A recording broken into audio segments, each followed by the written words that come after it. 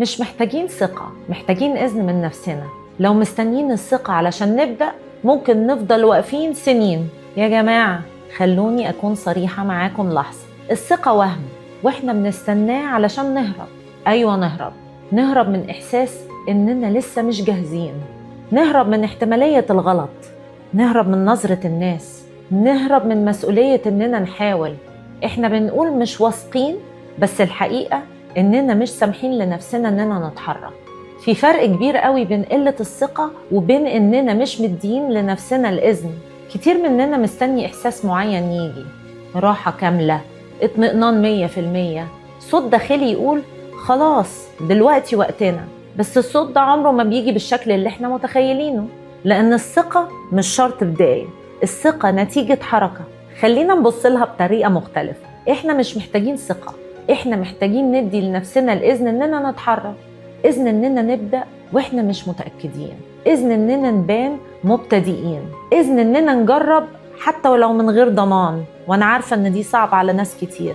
الناس فاكرة إن اللي بيتحركوا واثقين 100%، لكن الحقيقة إنهم بيتحركوا وقلبهم بيدق، بيتحركوا وهم قلقانين وهم مش شايفين الصورة كاملة، لكن بيتحركوا. وخلونا نحط الجملة دي قدامنا، الثقة بتيجي بعد ما نتحرك مش قبلها. لو فضلنا مستنيينها هنفضل مكاننا. واحدة فينا مثلا نفسها تسيب علاقة بتصغرها لكن بتقول لما ابقى أقوى شوية. واحد فينا نفسه يبدأ مشروع لكن بيقول لما ابقى جاهز أكتر. حد فينا نفسه يغير شغل لكن مستني يحس إنه ضامن القرار.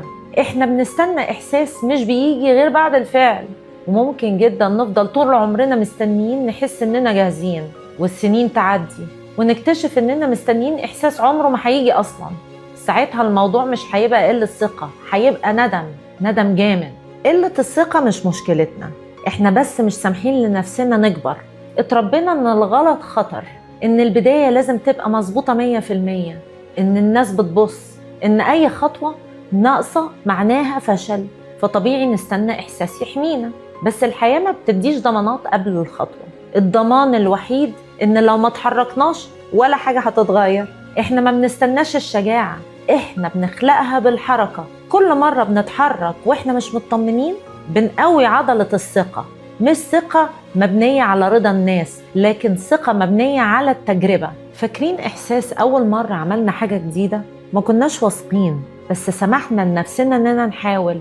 الإذن هنا هو ده المفتاح. مش محتاجين نقلب حياتنا مرة واحدة، مش محتاجين تغيير ضخم، محتاجين خطوة واحنا قلبنا بيدق، خطوة واحنا مش شايفين كل التفاصيل.